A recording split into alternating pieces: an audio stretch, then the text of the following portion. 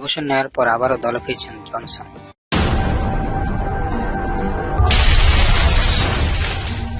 It's GNTV now.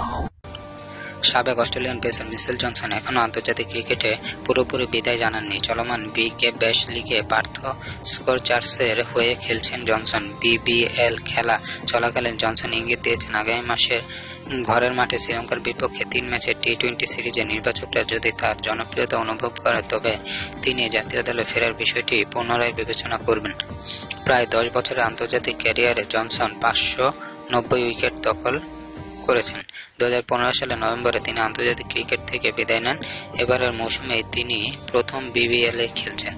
দারুণ ফর্মে থাকা ইতিমধ্যেই নিয়েছেন 12 উইকেট। এবারের মৌসুমে শীর্ষ 10 উইকেট শিকারীর মধ্যে জনসনের গড় তৃতীয় সেরা 15.66 ও ইকোনমি রেট দ্বিতীয় সেরা 6.26। স্থানীয় ফক্স স্পোর্টসকে জনসন বলেছেন, প্রায় আমাকে এই প্রশ্নের মুখোমুখি হতে হয়। আসলে বিষয়টা নিয়ে কখনো সেভাবে চিন্তা করিনি।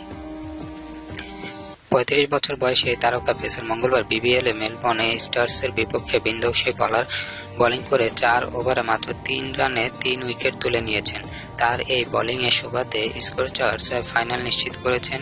এই পারফরম্যান্সের পরে জনসন জানিয়েছেন স্করচার্স কোচ জাস্টিন ল্যাঙ্গার তার সাথে পুনরায় অস্ট্রেলিয়া হয়ে খেলার সম্ভাবনা নিয়ে আলোচনা করছেন। শ্রীলঙ্কার বিপক্ষে টি-20 সিরিজে নিয়মিত কোচ ড্যারেন লেহম্যানের অনুপস্থিতিতে ল্যাঙ্গার অন্তর্বর্তীকালীন কোচ হিসেবে দায়িত্ব পালন করবেন।